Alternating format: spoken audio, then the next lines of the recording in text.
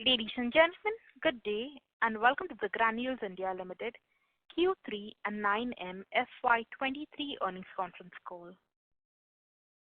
As a reminder, all participant lines will be in the listen-only mode, and there will be an opportunity for you to ask questions after the presentation concludes.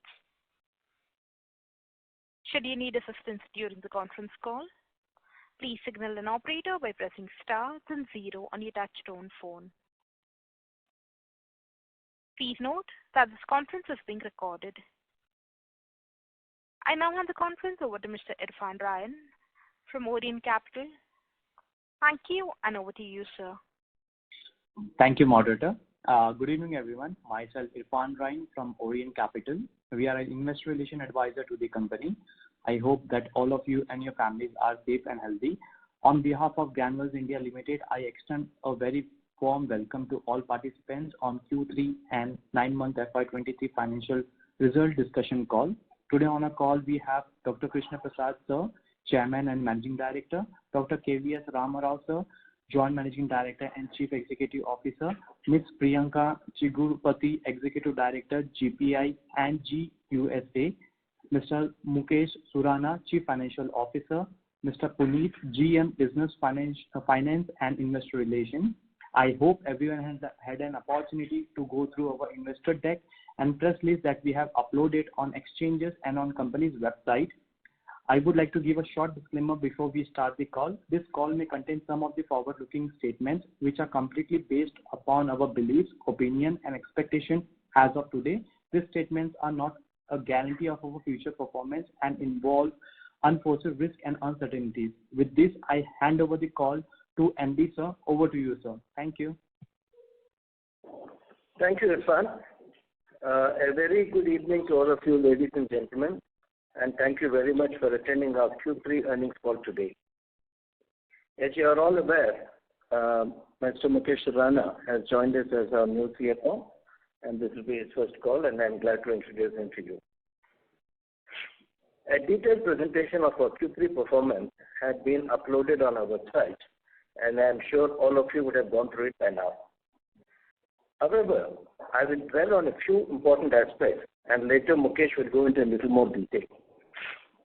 Our current quarter performance had improved year on year. It had declined slightly compared to the sequential quarter. As I mentioned in the earlier calls, we were in the process of changing our 3PL service provider in the US, and though this process is now complete, the new company continues to have teething issues and missed out on quite a few deliveries to our customers.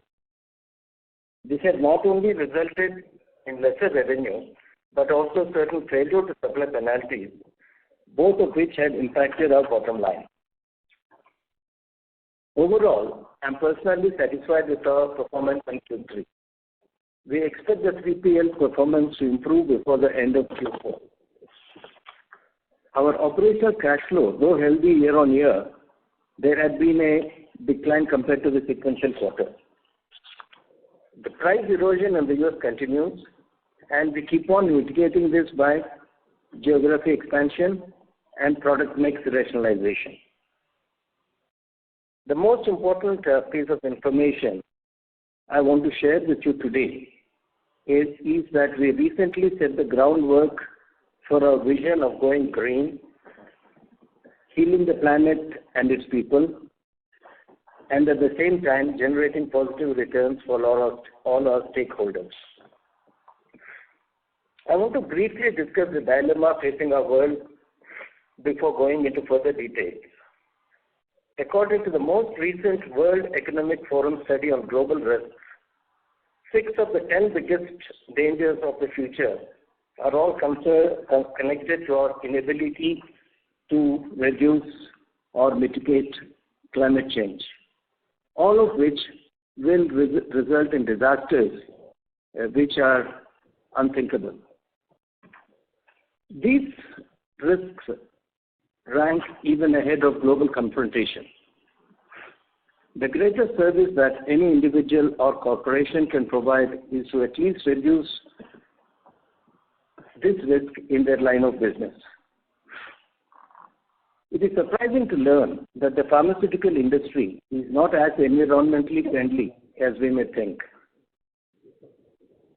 The CO2 equivalent emissions in 2015 were 55% higher than those from the automotive industry. I am not sure if the pharmaceutical industry is working as quickly to reduce emissions as the automotive industry is.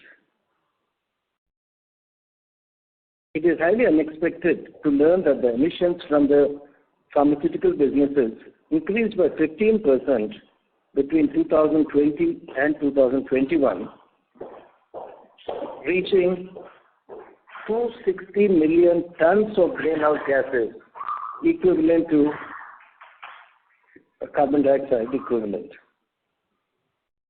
When several nations set goals to achieve carbon neutrality by the year 2050 to 2070, Big Pharma too set goals between 2025 and 2030, with AstraZeneca being the most ambitious, with a target date of 2025.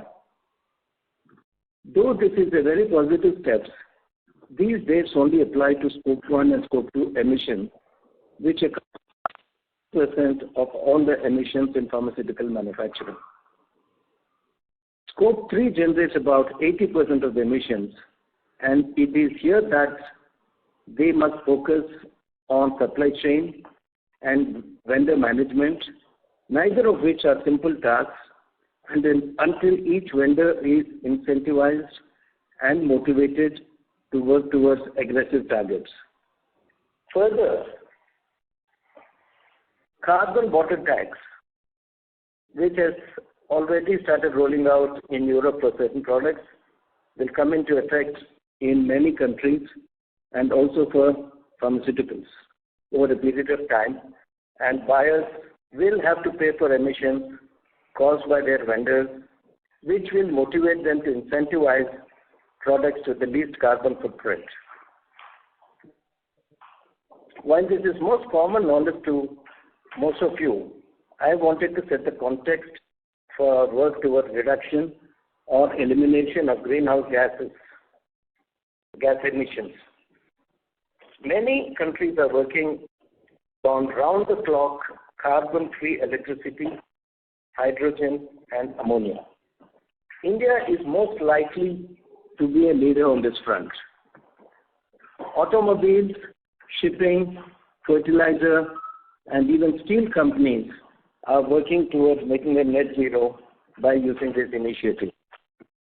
I was actually surprised to learn that Volvo even made a truck with green steel and run by green energy.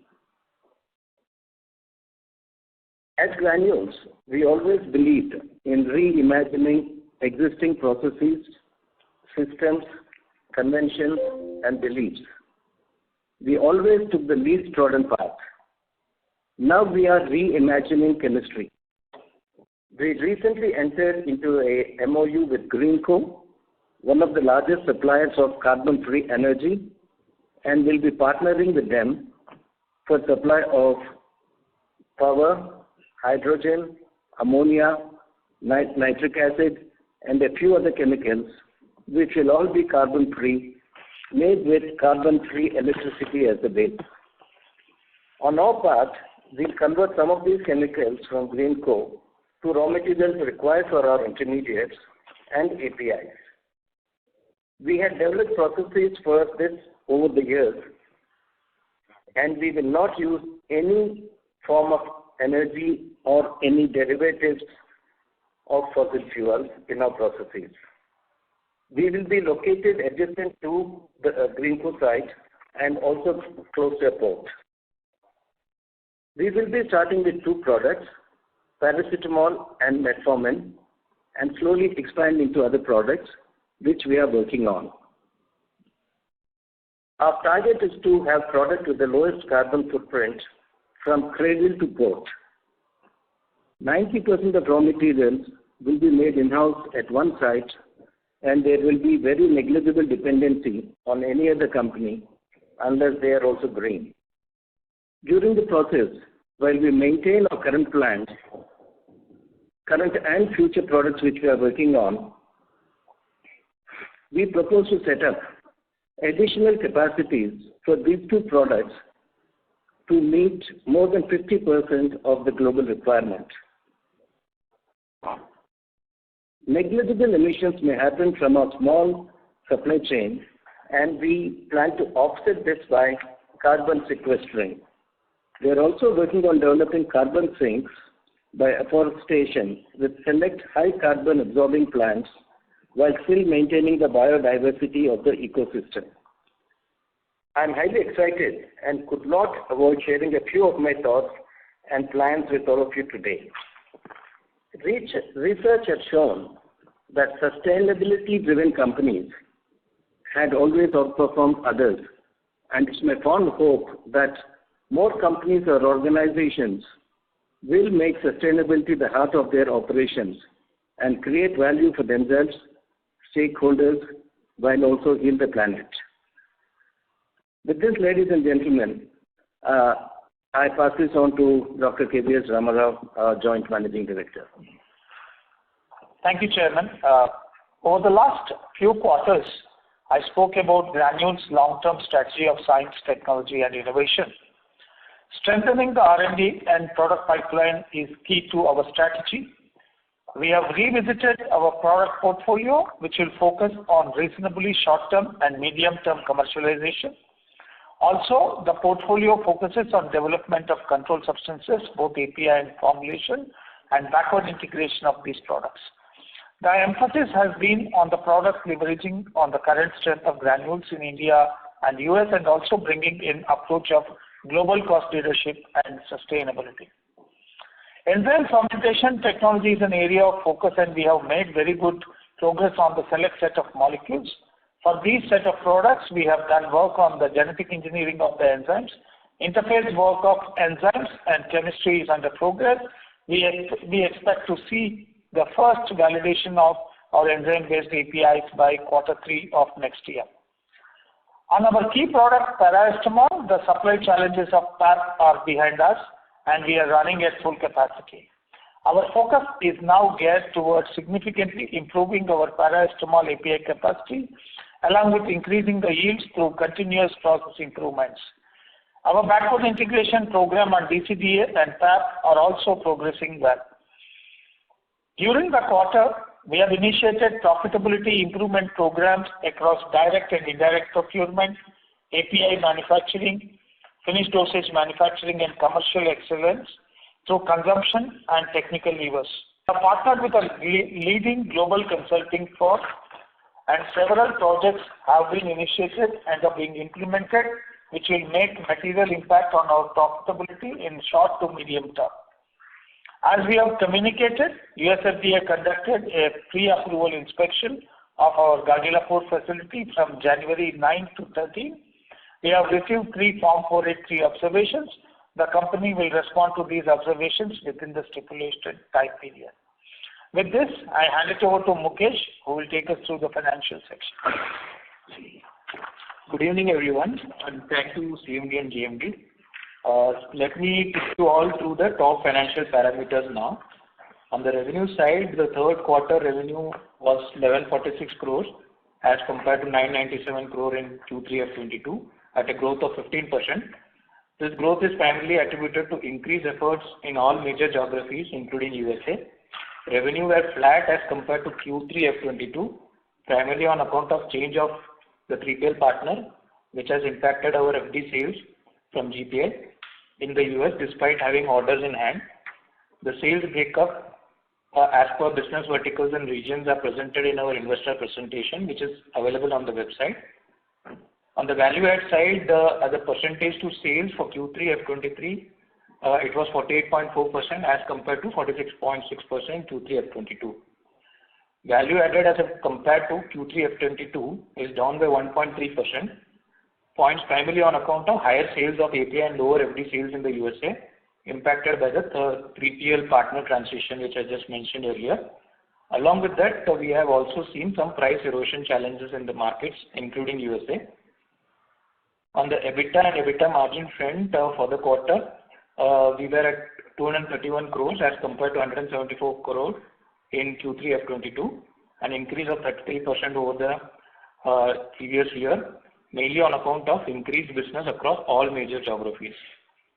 R&D spend for the quarter was at 23 crores as compared to rupees 35 crores in Q3 FY22. It is expected that R&D spending will be in the range of 35 to 40 crores in each quarter going forward. Net debt on our debt was 894 crores as compared to 697 crores at the beginning of the year, mainly on account of reduction in cash position. We did a buyback of shares including transaction and cost. It was 311 crores, and there is a deployment of capex funds of about 50 crores in our new expansion plan with green initiatives in Kakinada and 42.5 crore for land acquisition in Visakhapatnam for expansion. Cash to cash cycle was at 137 days in the current quarter as compared to 138 days at the beginning of the year and 141 days in Q2 FY23. Operational cash flow for the quarter was 161 crores as compared to 23 crores in the previous year same quarter. Higher operating profits and a focus on working capital management contributed to the higher operating cash flow as compared to the previous year. CapEx spent during the year was 194 crores, including the advance paid, which I explained earlier, 50 crores for latest purchase of land in Kakinada for initiatives, green initiatives, and 42.5 crores in Visakhapatnam.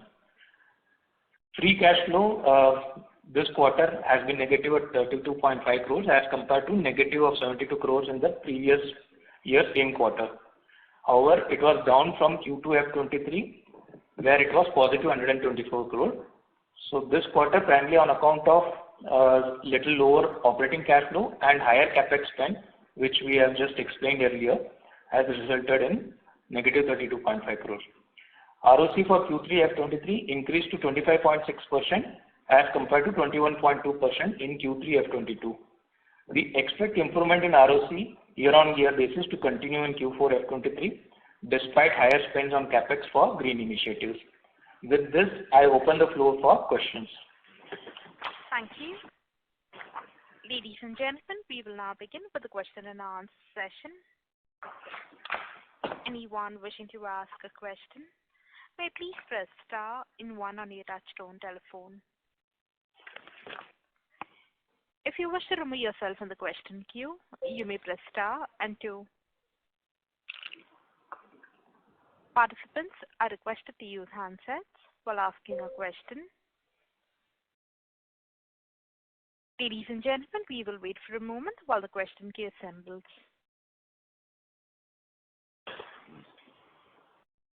The first question is from the line of Apurva Bahadur from Goldman Sachs. Please go ahead. Hi, sir. Thank you so much for the opportunity. Sir, wanted some clarity on the arrangement with Greenko. So if you could just throw some light on the financial viability of these projects even without CBAM, right? And what will be the type of the structure of this agreement? Okay, Apurva. The arrangement with Greenko is they supply us carbon-free round the clock, along with certain other chemicals, like I said, ammonia, hydrogen, nitric acid, which they're producing in large quantities for export across the world. The economies of scale are going to give us a great advantage, and there will be fixed price contracts for these products. And from these products, like I said, we will be making some other products, other raw materials, and finally converting them to our APIs. The advantage is there is no transportation of chemicals. It's all in one site, and green power at a reasonable price is available around the clock, and we are also next to the port. Okay, sir. And how do the pricing at which probably Greenko will supply the chemical, does it hold against the current, say, grey chemical pricing? Yeah, it will definitely hold against the grey chemical pricing. And the cost of raw material chemicals which they produce also, overall cost when you take the total cost will definitely not be more than the grey chemicals. or including freight and all? Especially when take into account the transportation and other costs, they'll be at the same price or possibly little lesser. Good to hear that, sir. So where is the site exactly? Sorry, you said that you'll be co-located with them. It's in Kakinada. Oh, okay. In Andhra Pradesh. Got it, sir. And you said, sir, it'll be a fixed price contract. What will be the tenure over here? It will be about 10 years to start with. Okay, understood.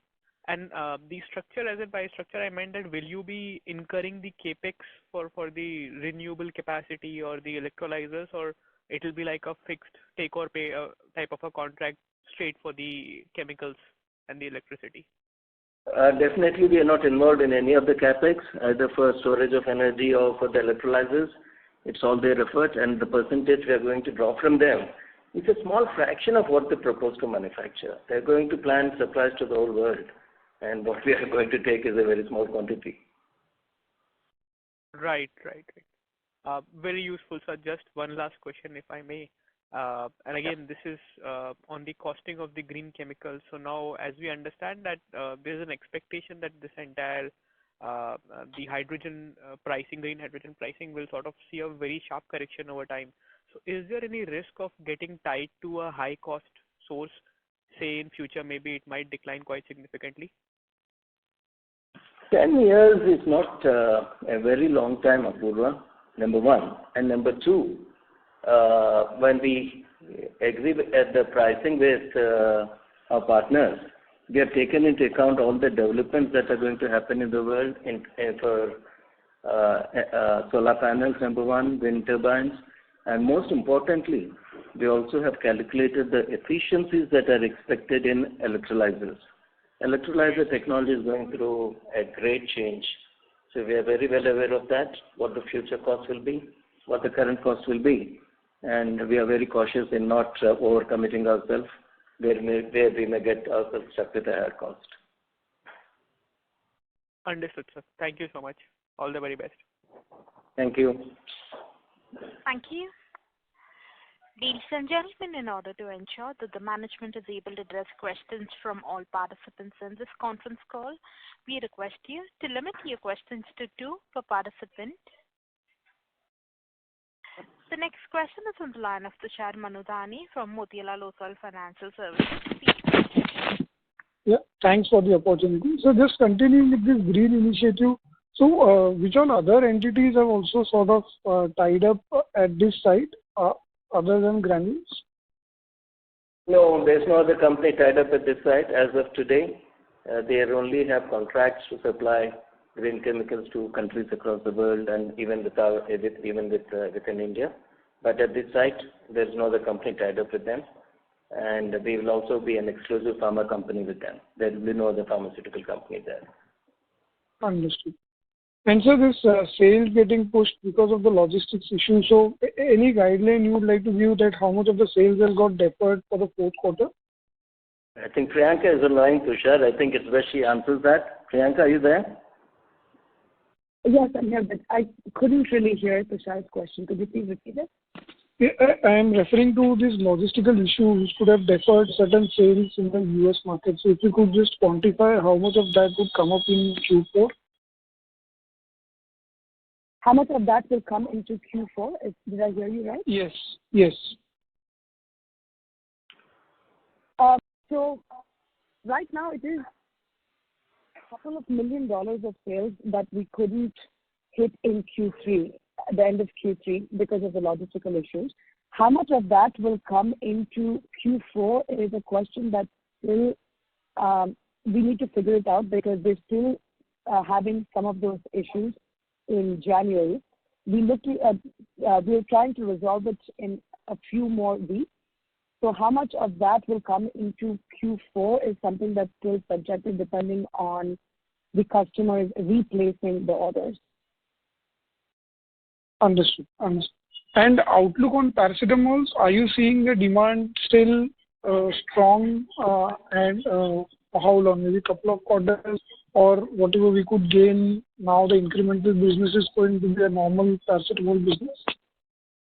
Paracetamol is growing, Tushar. There's a huge growth in paracetamol business at the expense of a few other molecules.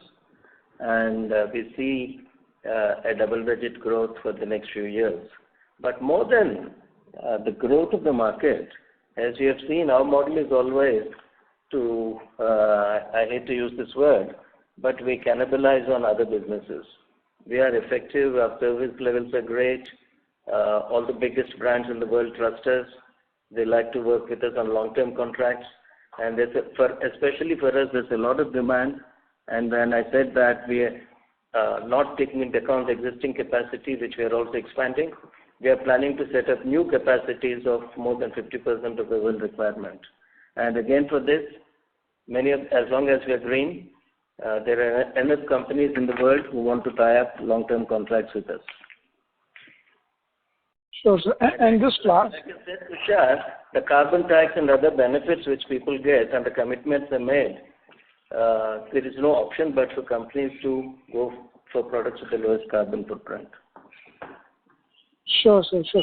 Just lastly, on the considering this green initiative and the existing capital expenditure, if you could just refresh the capex requirement for 23-24.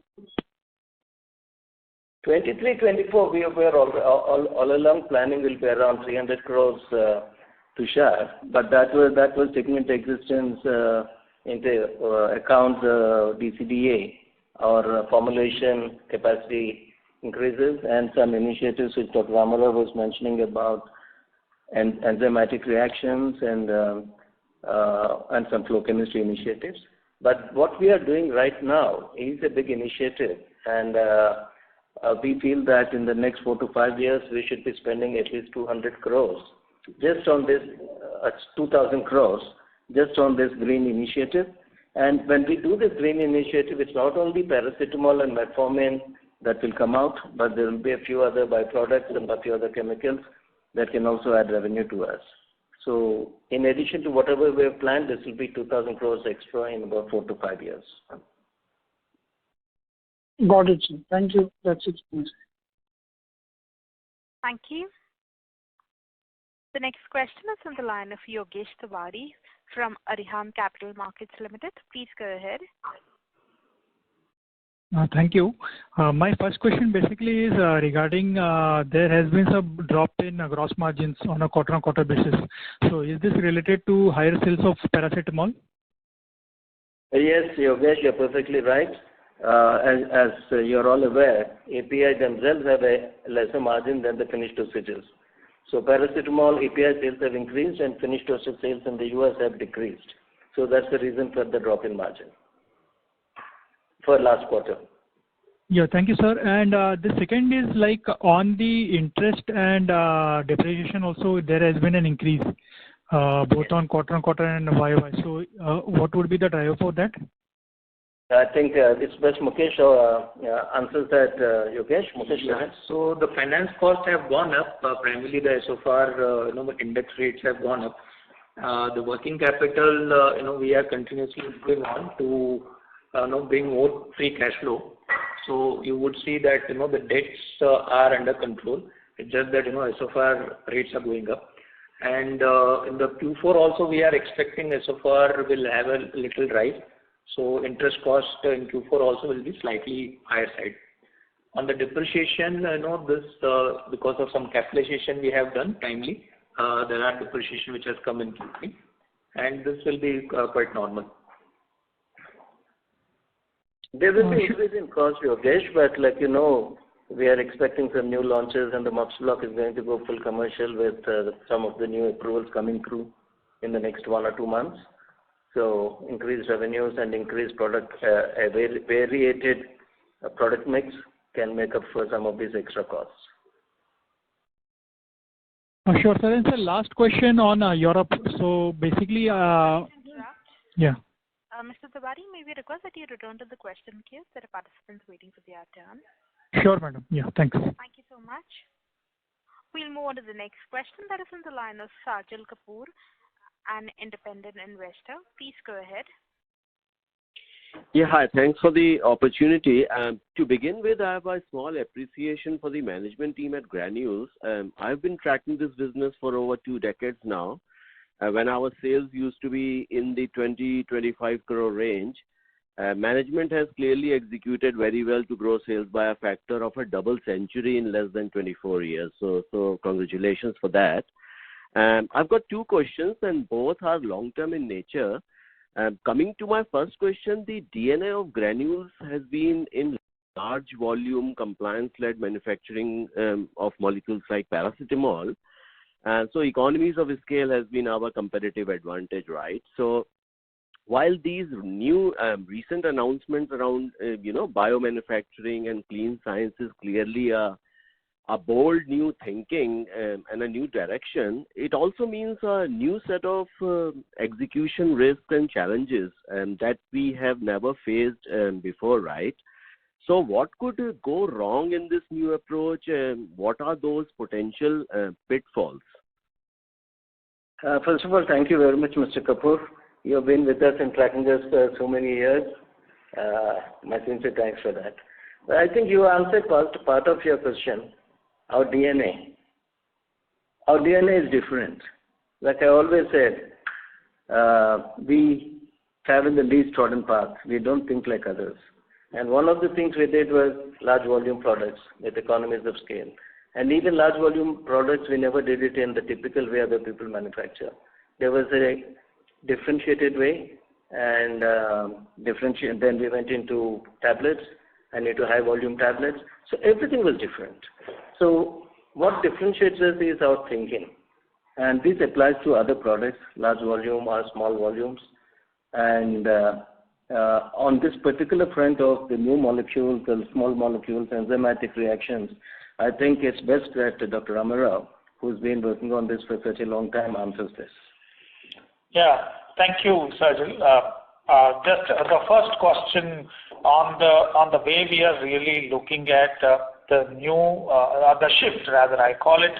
So first is the innovation mindset that need to set into the people. So we have already have the leadership in place who have enough experience of looking at these kind of molecules with such technological options available. And I think that will help us to really make sure that the pitfalls you have rightly pointed out in terms of how do you look at the product development, how do you integrate the technologies together, and then actually weave out the final product, which will be a combination of everything. So we looked at it. So the first thing on the people front, I think we have done enough homework, and we have a new R&D center which has got opened up about 6-7 months ago. The team is in place to take care of these challenges. The second one we are looking at is how do we really get to the world-class approach onto this? So we have certain tie-ups and we have certain partnerships with those people who have built the expertise in these particular areas, and with the collaboration between the internal Granules team and the external collaboration, we are pretty confident that the execution engine will actually run. And this is our DNA. We really don't think the way others think. I think that's what Chairman alluded to, giving examples of green chemistry, the green initiative, coupled with the kind of initiative that we are bringing on, the portfolio, the shift in the portfolio, and the application of the science, technology, and innovation into the portfolio through a human capital and also the infrastructure will enable us to lead in this, is my firm belief. That's very reassuring, and thank you, Dr. Rao. And my second question is, on the 4Q FY22 call, you were elaborating on the new oncology block and the services-based partnership model going ahead, where you quote, and I'm now quoting yourself. You said that once our technology strategies kick in, CRAMS will become an important business element in our journey, unquote. So please, can you elaborate the medium-term plans for CRAMS in terms of, how many scientists can we integrate and what kind of additional or incremental infrastructure we would require to put, a credible CRAMS strategy in place? So, I think it is just to let you know that we made certain initiatives towards the technology and greenure, I think we will not be able to offer a differentiated approach into the area of CRAMS in the pharmaceutical industry. So our first step towards the entire journey of considering ourselves as a science, technology and innovation-led organization, we made 3-4 different moves. The first move, Chairman explained, how do you go green, which is the most important requirement. The second, by going green on the energy and also based on certain fundamental chemicals, how do you really build your platform of chemical intermediates for pharma, which is both for the current product and also for looking at the future pipeline of the products. I think we need to establish this platform, and then we should be able to really think about a much larger picture of how do we contribute towards the global platform of pharmaceutical industry on a CRAMS mode and otherwise. I think so the stage is set, but it is difficult to put a quick timeline to this, but our first endeavor is to make sure that whatever we are thinking, we will get to a degree of maturity. That's very thoughtful, Dr. Rao. Thank you very much for all those responses and all the very best. Thank you. Thank you. The next question is from the line of Varun Basrur from Julius Wealth Advisors Private Limited. Please go ahead. Yeah, hi. Good evening to the management. Thanks for taking my question. First is, post the 1,000 crore capex, which was announced in FY22 for over 3 years. I think the exit gross block would be somewhere around 3,100 crores. I understand some of this capex is towards backward integration. Just want to understand what sort of revenue potential this 3,100 crores of gross block can achieve at current prices, and over what period of time the management wants to scale up the revenue to this revenue. While Mukesh answers this question, Varun, just let me explain. This is all for backward and forward integration. So revenue will not be the main key here because it's all intercompany supplies. So revenue will be eliminated at every stage. However, the profitability will improve, and all future investments, whatever we are doing, we are looking at least 2.5 times to 3 times of asset turns with this particular model. And I would like Mukesh to add to this. Yeah, so some of the gross block which we have are some capex initiatives which we have taken up, and also some initiatives which we are planning to take in the next couple of years. It's a long-term project, so some of the differentiation and maturity which Dr. Kivis also was talking about, all are will get into payback mode in starting from next few years. So currently the gross block looks high, but the revenue generation is going to start. I'd just like to add here, Varun, the MUPS block, like I said, is going to go fully commercial shortly with the new approvals coming through, and that is going to make a large difference to our returns on capex or gross block. Sure, thanks for that. The second question is, just building on what a previous participant had asked, if you can split the finance cost into what the debt service cost is, and there's a factoring element also there. What is that? Factoring of receivables, and what is the cost of funds today, as in at the end of this quarter? Yeah, thank you. Yeah, so the finance cost, we see it holistically. The factoring cost also, indirectly it's a financing of cost only. There is a significant cost for factoring also, but the difference between the factoring cost versus borrowing cost are not significantly different, and the factoring is definitely helps us to bring the free cash flow timely, and so the overall finance cost is primarily because of SOFR movement, which has been ramping up quarter on quarter. So every time when Fed rate increases, RBI rate increases, SOFR also has the impact. So that is what is impacting. What is the cost of funds, if you can just, what was the average cost of funds this quarter? Average cost of fund this quarter is closer to 5%. All right. Okay, thank you. Thank you. The next question is from the line of Poojan Shah from Congruence Advisors. Please go ahead.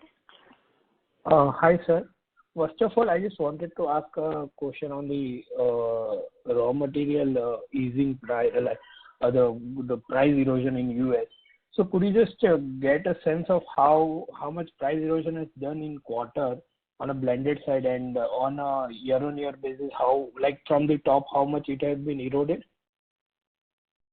I think once Priyanka answers what is the erosion that could be happening in the US, maybe if required, I will answer our mitigation measures, but let Priyanka go ahead and answer that. So if I understood your question correctly, you're asking about the erosion expected for the next year. Am I right?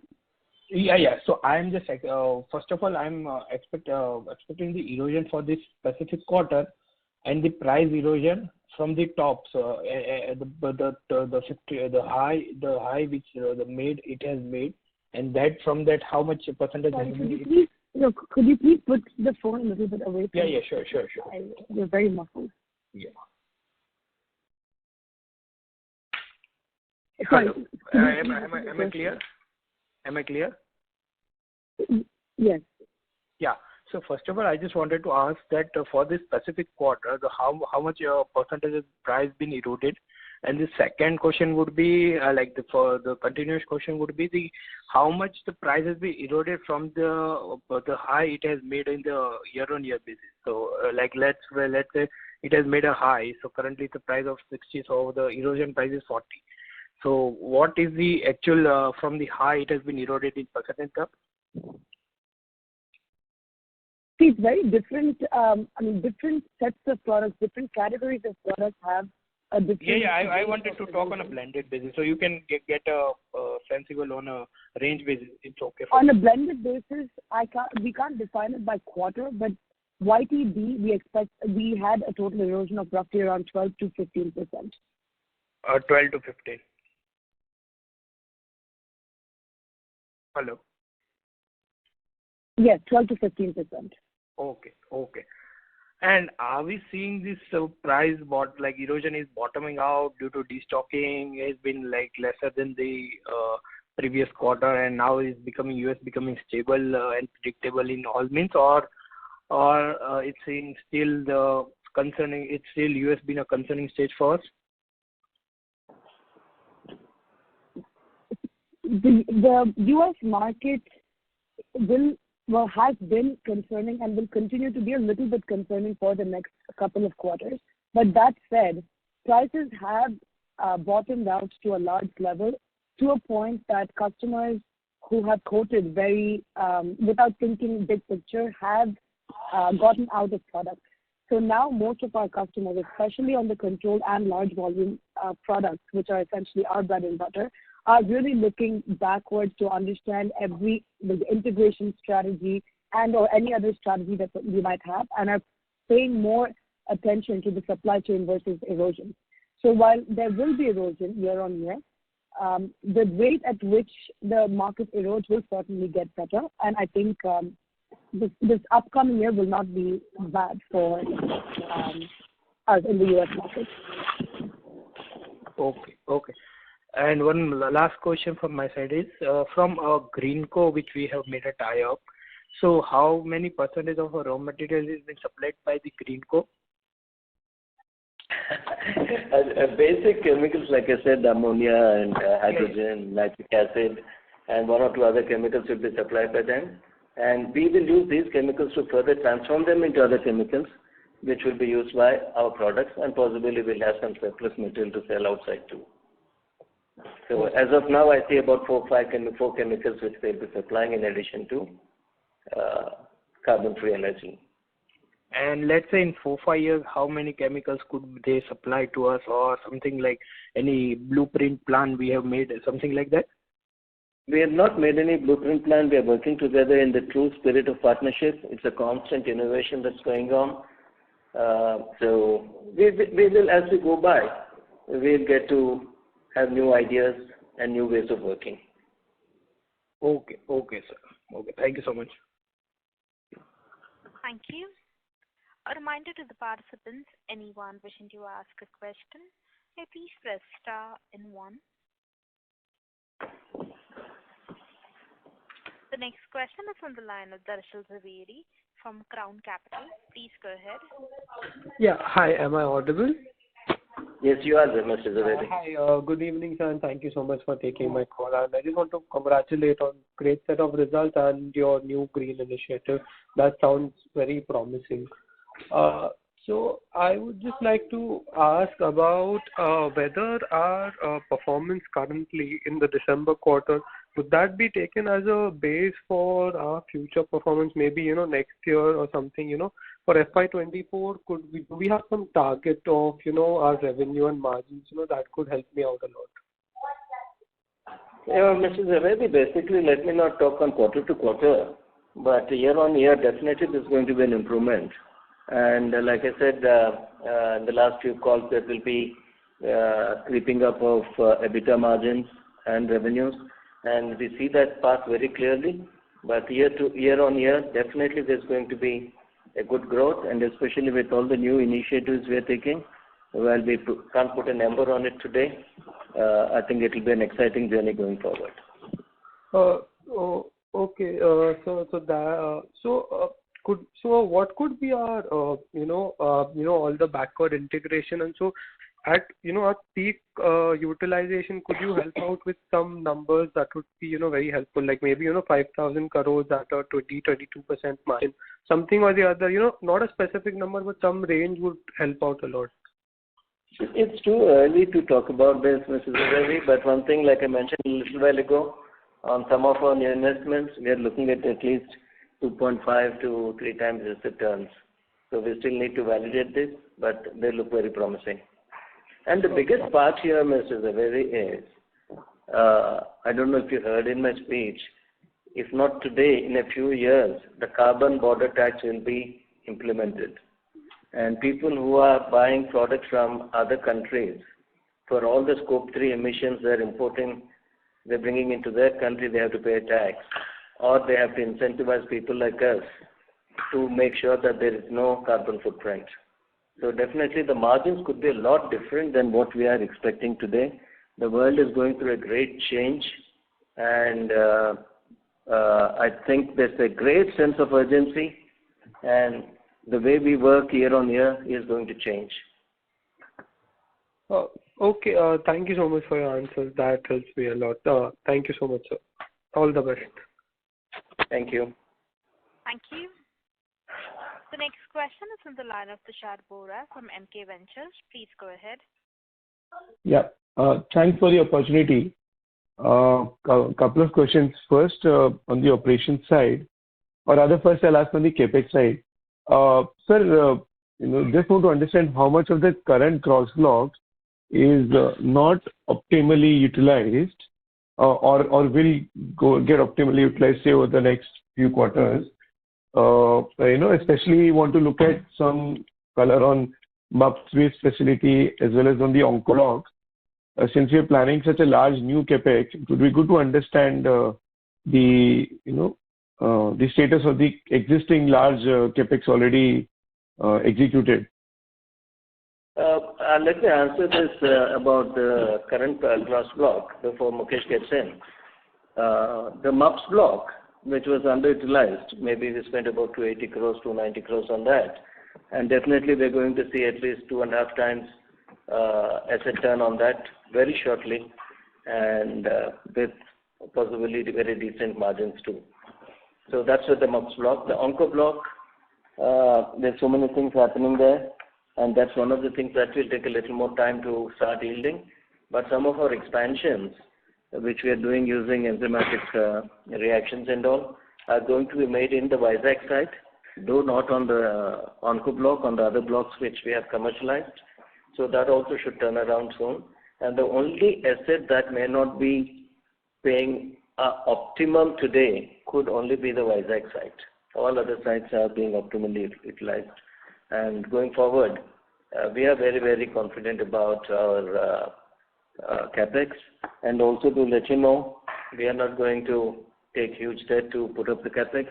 We are very confident of our cash generation and cash flows, and I don't see it as a great risk, Tushar.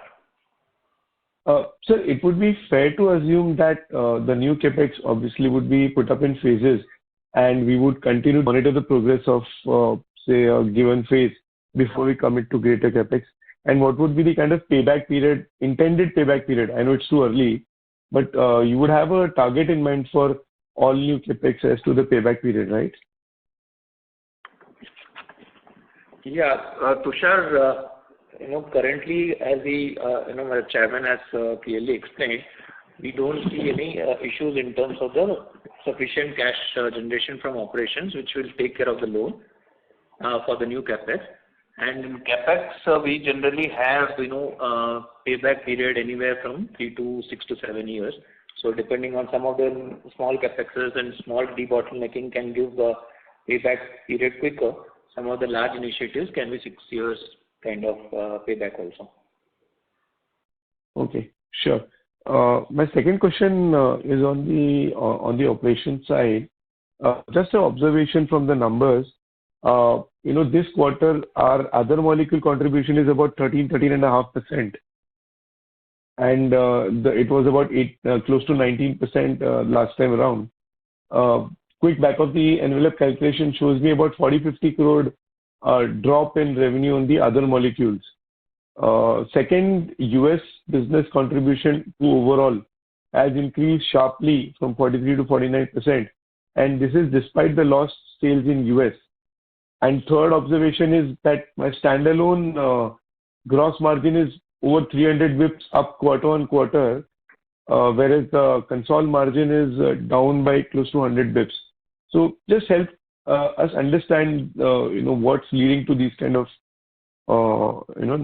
readings on the numbers front. Yeah, sure, Tushar. Some of the breakup we have already shared it in the investor presentation. So, and also it is difficult to tell you, what happened in standalone to console, because in the standalone, many times in, Q3 when we have the performance, there are inventory which is dispatched to USA for Q4, dispatches there. And particularly coming to quarter 3, you are right, there is a mix change and there is a lower sale in FD and PFI. And that FD lower sale is primarily also because of that 3PL smoothening issue, which, has been taking some time.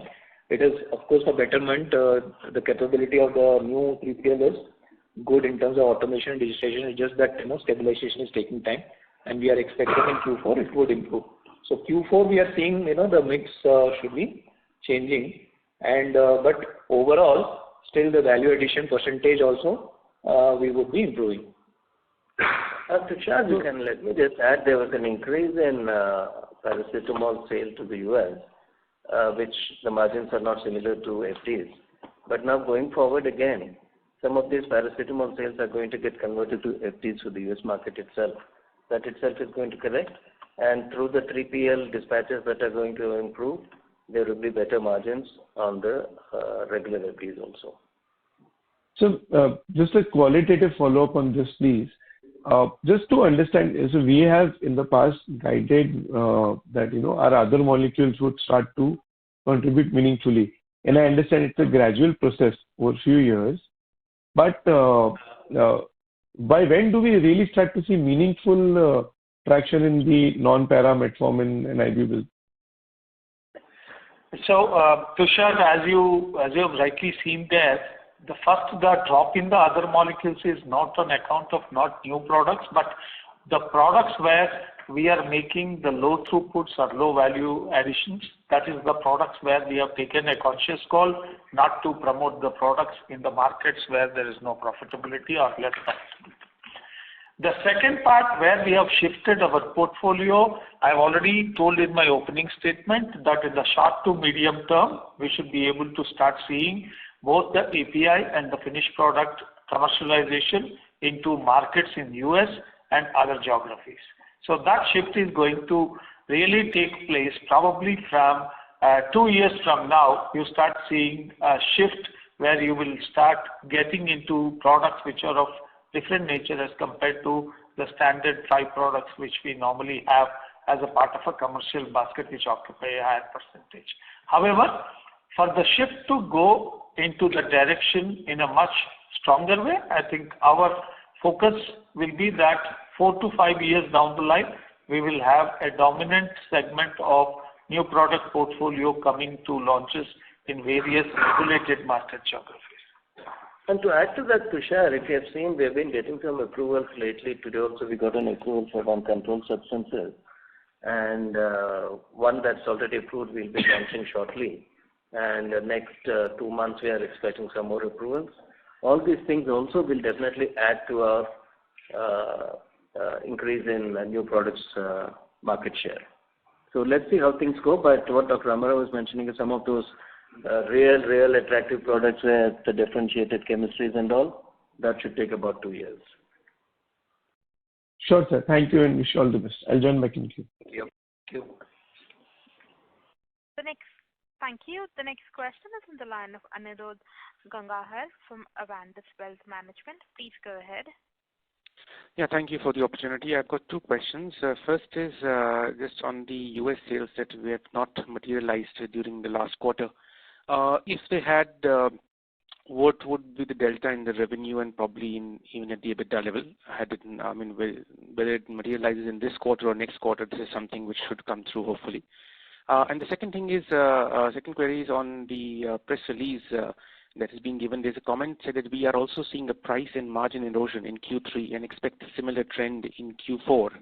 Are we referring to the US market only, or are we referring to the overall consolidated picture that we are going to see some more margin erosion in the current quarter as well? Those are my 2 questions.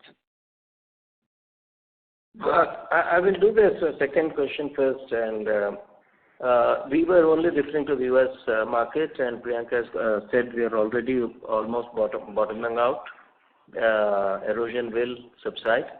And also my personal view is that people were competing to get market share all along because there were no new approvals coming for people because the FDA was not inspecting many customers, many of our companies here.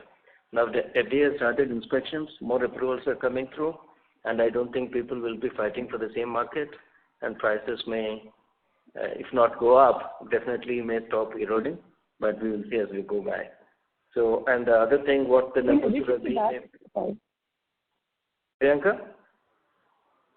Sorry, I was just saying that in addition to that, our view on erosion is pretty optimistic because, like CMD said, outside of the approvals coming in, if you looked at the FDA, the trajectory over the last couple of weeks and months, actually weeks, for many of the big pharma companies who are essentially our competitors, you will see a weakness.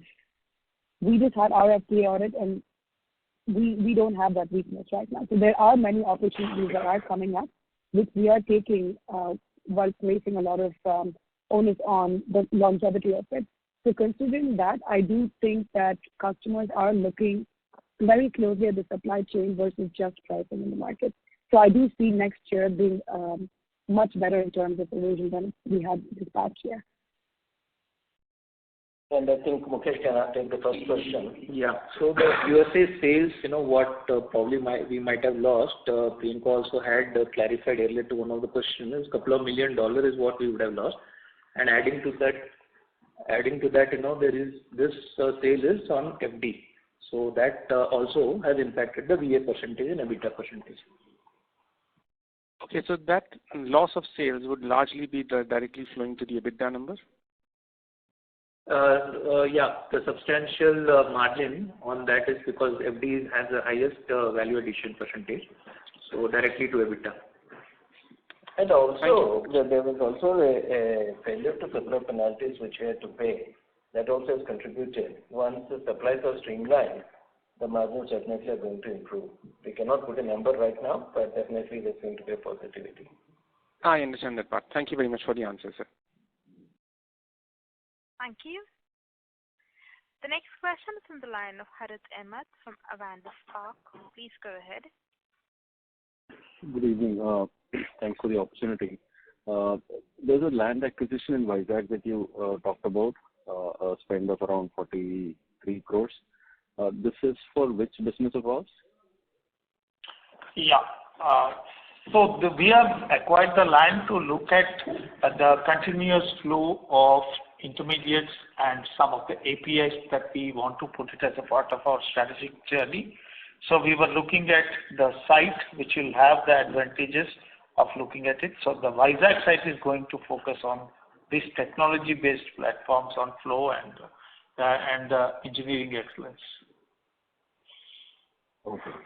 And on the operating cash flows, there's a roughly 50 crore reduction versus last quarter, and this is despite the cash conversion cycle improving. So any reasons that you can call out here? Yeah, the current year operating cash flow has been healthy, 161 crores, and the primary reason why the free cash flow is negative is because of the capex, but the operating cash flow has been slightly lower than sequential quarter is on account of some delay in sales, and that has resulted in a little higher side on the debtors. Okay. Lastly, on the paracetamol demand, you commented that it's been strong. So trying to understand, and when I look at the numbers also the last couple of quarters, we've seen a step up in our paracetamol sales. So any particular factors that's driving this demand? Any disruptions with competitors that's turning out to be positive for us, or is it just more customer or contract wins from our side? Harith, one of the smaller reasons is growth and usage of paracetamol, but the main reason is supply security. We supply to a lot of the biggest brands in the world, and their current suppliers, they don't feel very comfortable with, and they want to make a big change to us, and that's one of the reasons we see that there is a good potential as we go by. Okay. Last one with your permission, just on the R&D spend. We've been guiding for a step up there to around 40-45 crores a quarter. We're tracking roughly half of that. So by when should we factor this step up? Actually, some of the filings got delayed, Harith, and that's the reason the cost has come down. And also there's been some efficiencies built into the organization. But the main reason is the delay in filings. So the filing fees and the file developments and the bio studies, some of them got delayed. So next quarter, we should come back to normalcy.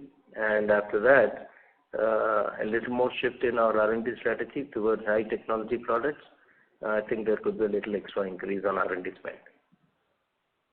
Okay. Got it. Thank you very much, sir. Thank you. Thank you. Ladies and gentlemen, due to time constraint, that was our last question. I now hand the conference over to Dr. Krishna Prasad for his closing comments. Once again, ladies and gentlemen, thank you very much for spending the evening with us today. And while I personally am very excited with the new journey and also very proud about what we are doing. In fact, I feel that we could be the first pharmaceutical company in the world to make a pharmaceutical API. I was so happy to share all this with you. And once again, thank you very much for spending your time with us today. And in case of any further questions on green initiatives, please feel free to write to us. Thank you. Thank you. Ladies and gentlemen, on behalf of Granules India Limited, that concludes this conference. We thank you for joining us, and you may now disconnect your lines. Thank you.